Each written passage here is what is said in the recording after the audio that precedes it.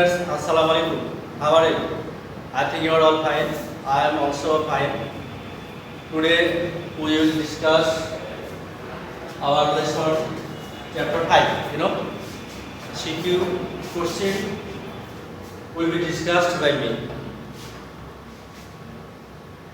Before discussing the CQ question, I want to inform you all, and that is, please stay home. Please stay home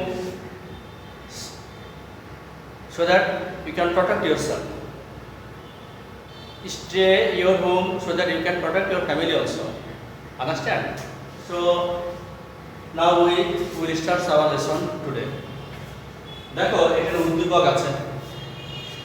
নবাব ইউরোপের একটি দেশে বাস করে।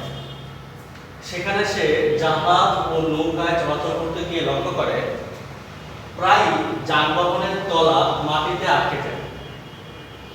সে এর থেকে প্রতিকারে যেসব পরামর্শ কর্তৃপক্ষকে জানাবে বলে মনস্থির করে তা হলো নদী খনন, পুল, কালভার্ট নির্মাণ না করা। একটু আশ্চর্য লাগছে, তাই না? দেখো, ক্রান্তীয় চিরহরিৎ বনভূমি কাকে বলে? তাহলে আমরা জানি ক্রান্তীয় চিরহরিৎ বনভূমি কাকে বলে। দেখো, দক্ষিণ পূর্ব ও উত্তর পূর্ব অঞ্চলের পাহাড়ি এলাকাকে ক্রান্তীয় চিরহরিৎ বনভূমি বলে। কেন ক্রান্তীয় চিরহরিৎ বনভূমি বলার কারণ হচ্ছে যে এই অঞ্চলের বনভূমির গাছগুলা এই অঞ্চলে উষ্ণ ও আর্দ্র জলবায়ু থাকে, আর এই কারণে এখানে প্রচুর পরিমাণে ফুল, লতা পাতা, ঝোপঝাড় জন্মে। কিন্তু আশ্চর্যের বিষয় হলো, যে কারণে ক্রান্তীয় চিরহরিৎ বলছে সেটা হলো যে এইখানে সব পাতা একবারে ঝরেও না, একেবারে ফোটেও না, অর্থাৎ সারা বছর এটি সবুজ থাকে। এই কারণে একে ক্রান্তীয় চিরহরিৎ বনভূমি বলে। বুঝাতে পারলাম মনে হয়? ওকে, এবার দেখো খ, নদীকে কেন্দ্র করে কিভাবে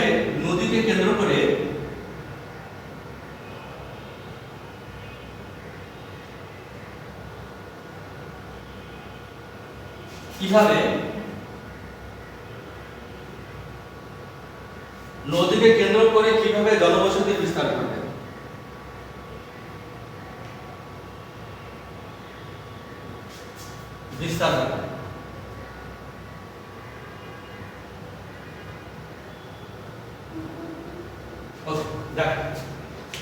নদীকে কেন্দ্র করে কিভাবে জনবসতির বিস্তার ঘটে। দেখো, আমরা এখানে প্রজেক্টরে তোমাদের আলোচনা করব। দেখো, স্বাগত, স্টে হোম, অবশ্যই বাসায় থাকতে হবে।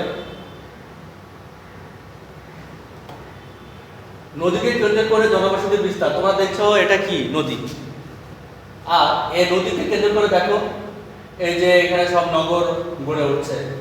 অর্থাৎ এখানে ব্যবসা বাণিজ্য, আগে মানুষের যাতায়াতের একটা অন্যতম মাধ্যম ছিল পানি, অর্থাৎ নদী, সাগর, মহাসাগর এগুলো। অর্থাৎ যেখান থেকে যাতায়াত সুবিধা হতো সেখানে মানুষ তাদের বসতি গড়ে তুলত। কারণ এখান থেকে এই নদী পথের মাধ্যমে তারা এক স্থান থেকে অন্য স্থানে সহজে যেতে পারত। তখন তার গাড়ি জাহাজ ছিল না, এই কারণে। আর তাদের যে উৎপাদিত দ্রব্য সামগ্রী এক স্থান থেকে অন্য স্থানে সহজে নিতে পারত। এই কারণেই মানুষ কোথায়, তোমার চিত্রে দেখছো নদীকে কেন্দ্র করে জনবসতির বিস্তার। এটা দেখো, অর্থাৎ এই যে একটা বিশাল নগর অথবা রাষ্ট্র গড়ে উঠছে, দেখো নদী, সাগর, এই সাগরকে কেন্দ্র করে। ঠিক আছে, তাহলে আমরা বুঝতে পারছি যে নদীকে কেন্দ্র করে জনবসতি বিস্তার ঘটে দুটা কারণ আছে। একটা হচ্ছে যাতায়াত, যোগাযোগ, এবং আরেকটা হচ্ছে ব্যবসা বাণিজ্যের সুবিধার জন্য। ঠিক আছে, এই কারণে। ওকে, আমাদের পরবর্তী আলোচনা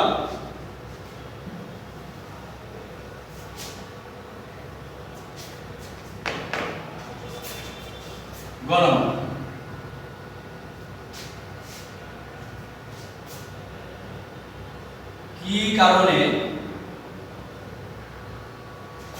কি কারণে নবাবের যাতায়াতে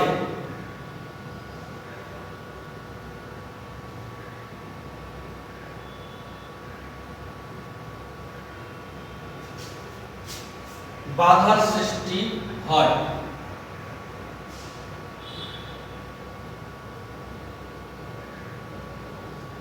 পাঠ্যপুস্তকের আলোকে ব্যাখ্যা করো।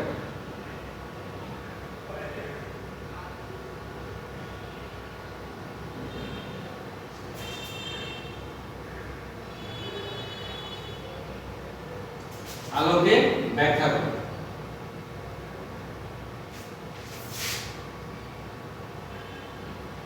কি কারণে নবাবের যাতায়াতে বাধার সৃষ্টি হয় পাঠ্যপুস্তকের আলোকে ব্যাখ্যা করো। তাহলে আমরা 3টা অথবা 4টা প্যারাতে অবশ্যই লিখব যে নবাবের যাতায়াতে বাধার সৃষ্টি হয় কি কি কারণে তা পাঠ্যপুস্তকের আলোকে নিয়ে ব্যাখ্যা করা হলো। এটা একটা প্যারা। তারপরে আমরা একটা প্যারাতে উদ্যোগের কথা বলবো যে আমরা উদ্যোগে দেখছি নবাব ইউরোপের একটি দেশে বাস করে, সেখানে জাহাজ নৌকা চলাচল করতে গিয়ে লক্ষ্য করে প্রায় যানবাহনের তলা মাটিতে আটকে যায়। বাস মাটিতে আটকে যায় এই পর্যন্ত আমি বলবো প্রথমে, আমার সবটুকু বলা দরকার না, যতটুকু প্রয়োজন ততটুকু। তারপরে আমরা আলোচনা করবো, আমরা আমাদের পাঠ্যপুস্তকে পড়েছি কি পড়েছি যে বাংলাদেশে যে নদীগুলো রয়েছে প্রায় 700 নদী রয়েছে আমরা জানি। এর ভিতরে বেশিরভাগই এখন মৃত প্রায়, অর্থাৎ পানি নেই বললে চলে। ভরা মৌসুমে অর্থাৎ বর্ষাকালে কিছু থাকলেও শুষ্ক মৌসুমে অর্থাৎ গ্রীষ্মকালে পানি নেই বললে চলে। দেখো আমরা চিত্রে দেখি। আচ্ছা, আমরা এটা আলোচনা করেছি নদীতে যাতায়াতের পথ বাধার সৃষ্টি হয়। এই দেখো, এই যে এখানে দেখছো যে একটা নদী, এই নদীতে এই জায়গায় দেখো সংকীর্ণ হয়ে গেছে, অর্থাৎ এই যে সংকীর্ণ হয়ে গেছে কারণ জমি দখল। এই দখলের ফলে কিন্তু মানুষ বড় বড় যে লঞ্চগুলো আছে বা যে নৌকাগুলো আছে সেগুলো যাতায়াতে বাধার সৃষ্টি হচ্ছে। আরো দেখো, এই যে এখানে দেখো এই যে একটা ব্রিজ তোমরা দেখতে পাচ্ছ। এই ব্রিজ নির্মাণের ফলে যখন নির্মাণ করা হয় তখন এই যে এখানে যে প্রক্রিয়াতে নির্মাণ করা হয়েছে এর ফলে এগুলো কিন্তু কি নদী শাসন করা হয়েছিল। এর ফলে দেখো পানির যে স্বাভাবিক প্রবাহ ছিল এই স্বাভাবিক প্রবাহটা কিন্তু কমে গেছে। নদীর স্বাভাবিক প্রবাহ কমে যাওয়ার ফলে চর পড়ে গেছে। এগুলো যে এই ব্রিজ বা সেতু যেটাই বলো এটা নির্মাণের এটা হচ্ছে ইফেক্ট। এর ফলে দেখো এগুলো কিন্তু চর পড়ে গেছে, অর্থাৎ এই যে স্বাভাবিক গতি ছিল এটা কমে গেছে। এর ফলে বড় বড় যে স্টিমারগুলো আছে বা যে নৌকাগুলো আছে সহজেই চলাচল করতে পারছে না, এটা একটা কারণ। আরো দেখো এই যে এখানে দেখো, এই যে এখানে দেখো, এই যে আমরা জানি যে বেশিরভাগ বাংলাদেশের নদীর উৎপত্তি কিন্তু ভারত তাদের নদীগুলোতে বাঁধ দেওয়ার ফলে বাংলাদেশে কিন্তু যথেষ্ট পরিমাণে পানি আসছে না, অর্থাৎ শুষ্ক মৌসুমে পানি কিন্তু প্রবাহ কমে যাচ্ছে। তার প্রমাণ দেখতে পাচ্ছ কত বিশাল একটা নদী অথচ পানি আছে এতটুকু। এটা একটা কারণ যাতায়াতে বাধার সৃষ্টি। আরো দেখো, তোমরা জানো যে তারা আমাদের ফারাক্কা বাঁধের কথা তোমরা শুনেছো। ফারাক্কা বাঁধ নির্মাণের ফলে বাংলাদেশে বিশেষ করে উত্তর পশ্চিম অঞ্চলে উত্তরাঞ্চলে যে নদীগুলো আছে সেখানে পানির প্রবাহ দিন দিন কমে যাচ্ছে। আর শুষ্ক মৌসুমে তো পানি একবারে নাই বললে চলে। অর্থাৎ দেখো একটা নদী, এই যে নদী বিশাল নদী কিন্তু বিশাল, অথচ পানি আছে এতটুকু, অর্থাৎ কি অবস্থা। তাহলে এতটুকু দিয়ে একটা ছোট একটা নৌকা চলতে পারবে না, তাহলে বড় বড় নৌকা বা জাহাজ স্টিমার তো দূরে থাকে, তাহলে বাধার সৃষ্টি হচ্ছে, তাই না? আচ্ছা, তাহলে না তো যোগাযোগ বা যাতায়াতে বাধার সৃষ্টি আরো কারণ আছে। এই যে দেখো, অর্থাৎ একটা বড় যে লঞ্চ তোমরা দেখতে পাচ্ছ, যারা পশ্চিমাঞ্চল অর্থাৎ দক্ষিণ অঞ্চলে যারা চলাচল করে তারা এরকম যানবাহনে চলাচল করে, অর্থাৎ যেতে যেতে মাঝখানে যে চরে আটকে গেছে, অর্থাৎ হঠাৎ করে এই চরে আটকে যাওয়ার কারণ নাব্যতা কম, অর্থাৎ নদীর যে গভীরতা সেটা কম, নদীর পানির প্রবাহ কমার কারণে এটা হচ্ছে। এগুলো হচ্ছে যাতায়াতে বাধার সৃষ্টি, এগুলোর কারণ। এই যে দেখো আরেকটা ছবি দেখো কিভাবে চরে আটকা পড়েছে। এছাড়া মানুষ বিভিন্ন নদীতে তোমরা জানো যে মানুষ বাংলাদেশ কৃষিকাজ করে চাষাবাদ করে তাদের জীবিকা নির্বাহ করে। আর এই কৃষিকাজের ফলে কি হচ্ছে, কৃষিকাজের ফলে তারা নদী থেকে প্রচুর পরিমাণে পানি উত্তোলন করছে, এটার ফলে নদীর স্বাভাবিক প্রবাহ কমে যাচ্ছে, এটাও একটা কারণ। এই দেখো দেখো এই দেখো চর পড়ে গেছে, এর ফলে নদীতে যানবাহন আটকে পড়ে গেছে, ফলে সহজেই যানবাহনের চলাচলের বিঘ্ন ঘটছে। এটাও একটা যাতায়াতে বাধার সৃষ্টি, অর্থাৎ আমরা জানি এগুলো যে কি জন্য হচ্ছে। এছাড়া আর একটা কারণ তোমরা জানো যে উজান থেকে বাংলাদেশে পানি আসে প্রচুর উজান থেকে। এই উজান থেকে পানি শুধু পানি আসে না, পলিও নিয়ে আসে। আর এই পলিগুলো বাংলাদেশের নদীতে জমে জমে জমে জমে স্তরীকৃত হয়ে হয়ে হয়ে নদীর যে গভীরতা আছে স্বাভাবিক সেটা কমে গেছে। এটা একটা কারণ, ঠিক আছে, আমরা আলোচনা করে ফেলেছি। ওকে, এখন দেখো আমাদের গ আলোচনা কিন্তু হয়ে গেছে। সুতরাং উপরোক্ত আলোচনার প্রেক্ষাপটে আমরা বলতে পারি যে উল্লেখিত কারণে নবাবে যাতায়াতের পথে বাধার সৃষ্টি হয়। গ নাম্বার হয়ে গেছে, গ নাম্বার আলোচনা করব।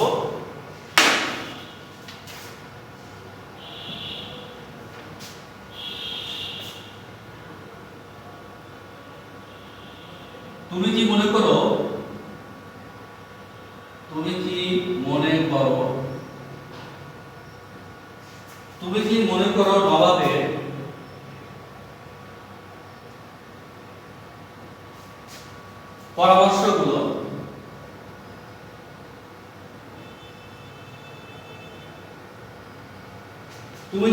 নবাবের পরামর্শগুলো এদেশের ক্ষেত্রে প্রযোজ্য?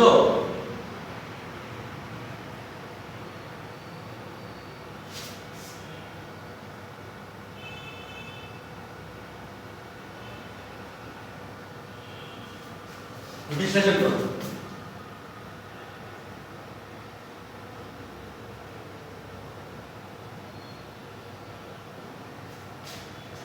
তুমি কি মনে করো? আচ্ছা, এখন আমরা বলবো, আলোচনা করবো চারটা ফেরাতে। নবাবের পরামর্শগুলো এদেশের ক্ষেত্রে অর্থাৎ বাংলাদেশের ক্ষেত্রে প্রযোজ্য কিনা তা নিয়ে বিশ্লেষণ করা হলো। তখন উদ্যোগকে দেখবো যে নবাব ইউরোপের একটি দেশে বাস করে, প্রায় চলাচল করতে গিয়ে সে তার যানবাহন আটকে যায়। তো সে এর থেকে প্রতিকারের যে পরামর্শ কর্তৃপক্ষকে জানাবে বলে মনস্থির করে, তা হলো নদী খনন, পুল কালভার্ট নির্মাণ না করা। এটা হচ্ছে তার অভিমত। তো নিম্নে এটা বিশ্লেষণ করা হলে আমরা বলেছি, আমরা উদ্যোগের কথা বলেছি, এখন পাঠ্যপুস্তকে আমরা বলবো। আমরা পাঠ্যপুস্তকে পড়েছি যে বাংলাদেশে যেসব নদীগুলো রয়েছে এই নদীগুলোতে প্রায় যাতায়াতের বাধা সৃষ্টি হয় এবং এই নদীগুলো প্রায় শুষ্ক মৌসুমে পানি নাব্যতা কমে যায় প্রভৃতি। তো দেখো আমি এখানে আলোচনা করছি নদী খনন, কালভার্ট, সেতু নির্মাণের প্রভাব। আমাদের দেখো, তুমি কি মনে করো নবাবের পরামর্শগুলো এদেশের ক্ষেত্রে প্রযোজ্য? যদি আমরা বেশি মাত্রায় এই যে ব্রিজ, সেতু, কালভার্ট আমরা নির্মাণ করি, কারণ নদী শাসন হয়, আর নদী শাসনের ফলে পানির যে প্রবাহ কমে যায়, এই প্রবাহ কমে যাবে। এমনিতে আমাদের দেশে পানির যে প্রবাহ এটা কম, এরপর যদি আমরা এগুলো বেশি মাত্রায় করতে থাকি তাহলে কিন্তু কি হবে, নদীর স্বাভাবিক প্রভাব আরো কমে যাবে, আরো নাব্যতা কমে যাবে। ফলে কি প্রাকৃতিক ভারসাম্য নষ্ট হবে, পরিবেশের যে বৈচিত্র্য ভারসাম্য এটা নষ্ট হয়ে যাবে। ঠিক আছে, তাহলে তোমরা বুঝতে পারছো যে আরো দেখো, আরো চিত্র দেখো, নদী খনন, কালভার্ট, সেতু নির্মাণের প্রভাবে কি হয়েছে, এটা একটা নদী দেখো কি অবস্থা, পানি শুকিয়ে গেছে, এটা একটা কারণ। ঠিক আছে, আরো দেখো, এটা হচ্ছে কালভার্ট। এই কালভার্ট নির্মাণ করা হয়েছে অপরিকল্পিতভাবে। এই নির্মাণের ফলে দেখো নদী শাসন করা হয়েছিল, নদীর গতি পথে বাধা সৃষ্টি করে এগুলো করা হয়েছে। এর ফলে কি হয়েছে দেখো, পানির প্রবাহ কমে যে এখন শুষ্ক মৌসুমে পানি নাই, অর্থাৎ প্রাকৃতিক ভারসাম্য হারাচ্ছে। আরো দেখো কি কারণ, এদিকে দেখো নদী শাসন করে এই যে বড় বড় ব্রিজ, সেতুগুলো নির্মাণ করা হচ্ছে, এর ফলে নদীর স্বাভাবিক প্রবাহ কমে যাচ্ছে, নদীর নাব্যতা কমে যাচ্ছে, নদীর যে পানির যে একটা স্টেবিলিটি থাকে, যে একটা স্তর থাকে সেটা কমে যাওয়ার ফলে এই অবস্থা হচ্ছে, অর্থাৎ নদীগুলা শুকিয়ে যাচ্ছে। এটা একটা কারণ। এই দেখো অপরিকল্পিত ভাবে তোমার নদী খনন করা হচ্ছে, অর্থাৎ বালু উত্তোলন করে, অর্থাৎ সেই জায়গাতে নাব্যতা ফিরিয়ে আনার জন্য ওখানকার বালু তুলে আরেক জায়গায় ফেলা হচ্ছে, এটা অপরিকল্পিত ভাবে। এই অপরিকল্পিত ভাবে ফেলার ফলে কি হচ্ছে, একদিকে যেমন নাব্যতা বাড়ছে, অন্যদিকে আবার কি হচ্ছে, চর পড়ে যাচ্ছে। তাহলে এটাও কি বাধার সৃষ্টির কারণ। এটা দেখো এখানে যে কালভার্ট নির্মাণ করা হচ্ছে অপরিকল্পিত ভাবে, এর ফলে পরিবেশের বিপর্যয় ঘটছে।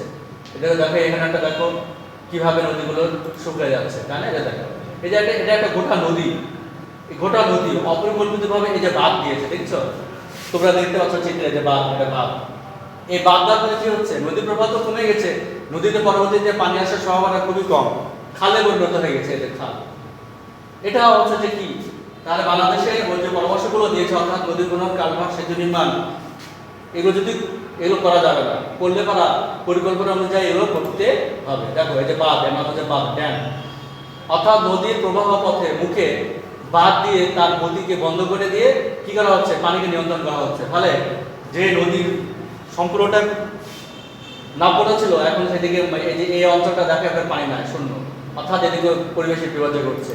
এগুলোর কারণ এদিকে দেখো আরো একটা ছবি দেখাচ্ছি, গোটা গোটা নদী একবার জমিতে পরিণত হয়ে গেছে সকলে।